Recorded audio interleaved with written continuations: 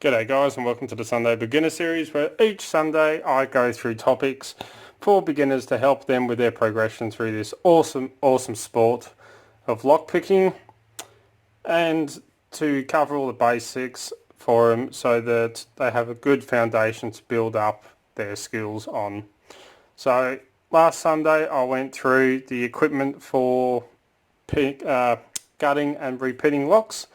And as promised, this week I'm going to go through the step-by-step process of gutting a lock with, fingers crossed, no disasters or accidents. So I've got everything set up down here, ready to go. So I have my Sparrow's acrylic training lock. So this will help you out so you can see exactly what I'm doing. Absolutely fantastic lock, especially for demonstrations such as this. I have my pitting tray, the correct size follower for this lock. I've got a shim, my tweezers, and a circlip remover. So if you have a key for your lock, it will make life a lot easier. If you don't, you just have to be a little bit more careful when you gut the lock. So if you have the key, you can go ahead and lock it up and we'll remove the circlip. If you don't have the key and you've picked it open, you want to try and hold the core just off to the side so you don't go relocking it and take your circlip off. But since I have a key to this one, it makes life a bit easier. We can lock it up, and first thing we're going to do is take off the circlip.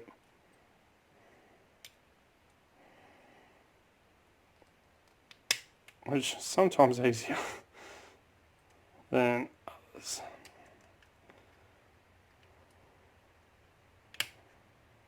I'm trying to do this without scratching up the lock too much.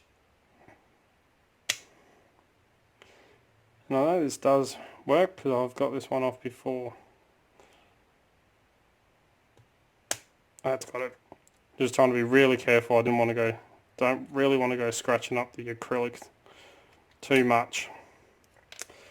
So now I've removed the circlip. I'm going to put that off to the side, and I'm going to take my key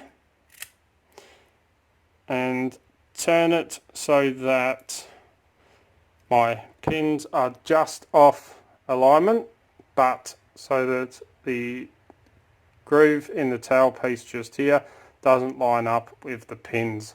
So you want it so they're positioned just off to one side or the other, but you don't want it too much so that it's like that. So just a little bit, just enough so that you can do it like that. So now we have a gap between where the circlip was and the body of the lock.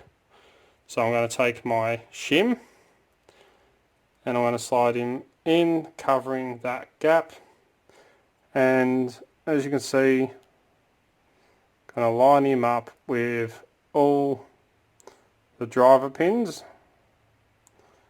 like that. So now I have covered that gap between, just in there, so the gap where the circlip goes. I'm now going to take my follower, and since I'm left-handed, I do it this way. I'm going to support the lock with my hand, line up my follower, and very gently push the follower in as I'm supporting that core.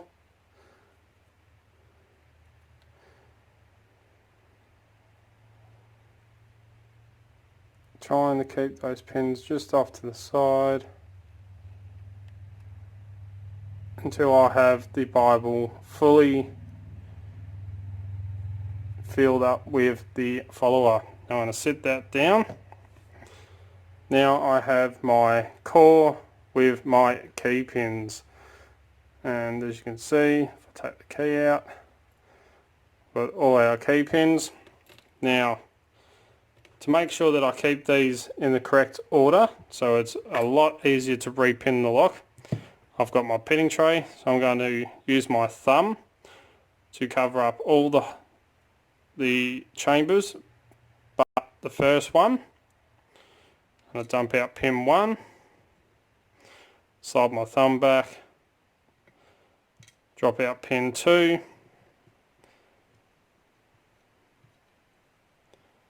pin 3, 4 and 5. So now we have our core. I'm going to sit him down there. Now comes the trickiest part. I take my shim out.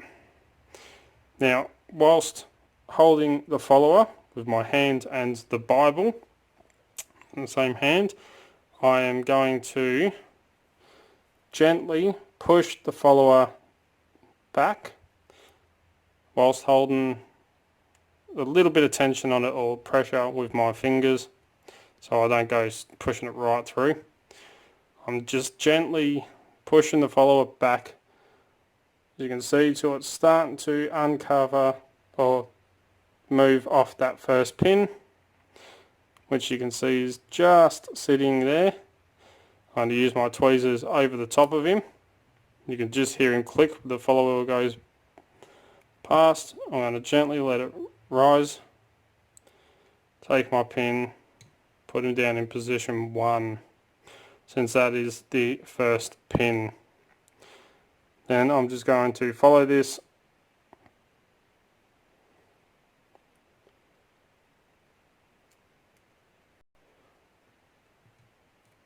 all the same method all the way through.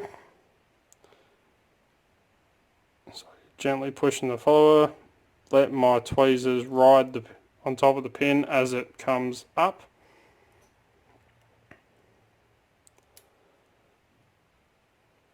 Until I take out all of the driver pins like that. I can then slide my follower back in all the way up to the second chamber and then just gently drop out each spring. Now if they're all the same springs, there is a quicker way of doing this. Turn your Bible with the body of your lock upside down into your hands, gently tap it till all the springs come out. Since these are all exactly the same, doesn't matter which one they go into. Now I've successfully gutted a lock. So it is actually very simple to do, as long as you make sure that your key pins and your driver pins don't line up exactly. More so if you have a lock such as, I'm just trying to grab one. If you have a lock like this, which is a 6 pinner, sometimes it'll only be pinned to 5 pins. So if you have it lined up like this and you try going through, sometimes if you don't use a shim, which I always recommend using a shim, sometimes when you go forwards and pushing your core out, the pin in chamber 5, the driver pin, will fall down and get stuck with a spring in the 6th chamber on the core, especially if you don't have all 6 pinned up. There's only 5 pinned up on the 6 pinner lock. So that's why I always use a shim, and make sure that your core is slightly turned off to one side, just to make it a bit easier and so you don't have any pins that get stuck. That is pretty much gutting a lock, step by step. So just take your time, make sure you got the right size follower. Always use a shim, great protection against little accidents that can happen. And as I was saying, yeah, take your time, make sure you maintain, you don't want to accidentally go dropping your follower out of your lock. Have a nice firm grip on it, And just slowly take your time, uncovering one pin at a time, then using your tweezers to hold the pin down. Gently raise up the pin by lifting up your tweezers, then you can grab your pin and put them in the correct order to which you take them out. And that is gutting a lock. So anyway, pretty simple, pretty easy. The hardest part is actually repinning, which we will cover next Sunday, so look forward to that one. Anyway, as always hold the codes, keep Locksport legal, you know, don't go do anything stupid. Please smash that subscribe button, which is down here somewhere, or it might be up here, depending on where you're watching. And turn notifications on, which I believe are in this corner. That way you can stay up to date. As you know, I'll try to upload 2 to 3 to 4 videos per week, depending on work and everything else I've got going on. If you like what you see, please give it a thumbs up as well. It really does mean a lot. Big thank you to all my subscribers. I'm up to 477, I believe it is now. So once I hit the 600, you know what that means. There'll be another giveaway. Don't forget to come and join us on Discord, Extraordinary League of Pickers. I cannot recommend that enough. Absolutely awesome group of people on there. Don't forget you can find us on Instagram, Facebook and Twitter, where I put up posts, photos of what's going on in the background. All the fun stuff happens around here pretty much. If you're looking for great equipment at very competitive prices, please check out locksmithstoolbox.com. That's where I get all my lockpicking equipment from. If you want to get in contact with me, you can contact me through any of the social medias, Discord, or send us an email at darkartslockpicking@gmail.com and I will get back to you. Don't forget, also on Skype now, live at Dark Arts Lockpicking on Skype. And yeah, till next time. Cheers, guys.